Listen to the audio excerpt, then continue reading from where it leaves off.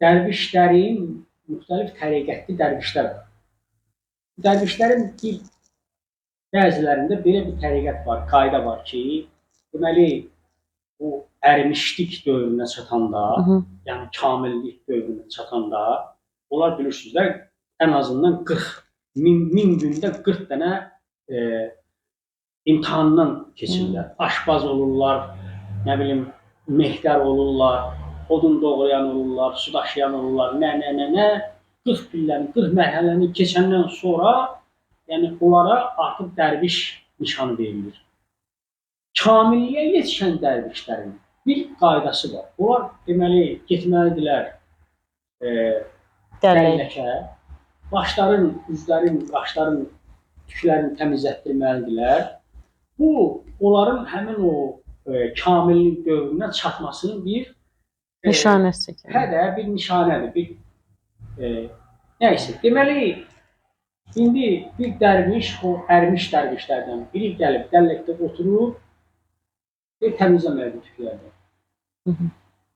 Dəllək dərvişin başının yar hissəsini qırmışdı ki, bu anda bir dənə qoçu, o dövrün qoçusu da, poluzorlardan biri girir içəri. Gəlir dərvişin başına bir şillə vurur, belə deyir ki, balqa bax, oturur orada, növbə mənimdir.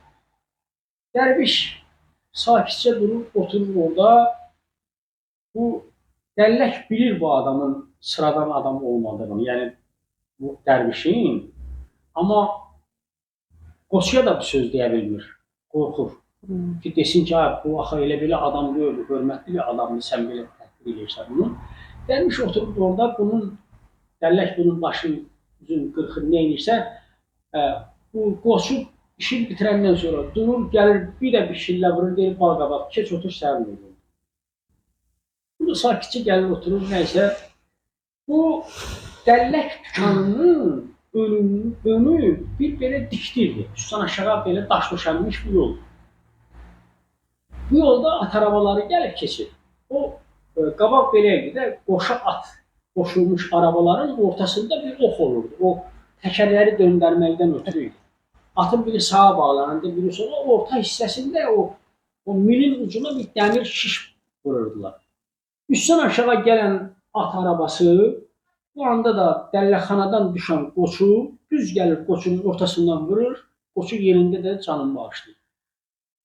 Bu səsə qıya, bu anda dəllək də gəlir, hamı töküşüb gəlir, dərviş də gəlir, baxırlar ki, ölüb.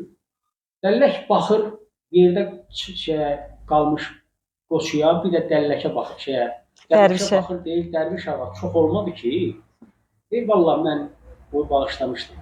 Amma görmür ki, balqabağın da bir Allahı var. Bu mənada, yəni, hadisələrin sonu görməkdən ötürü, doğrudan da insana səbir olacaq. Bunları çox görür. Bəzən səbir eləmək lazım.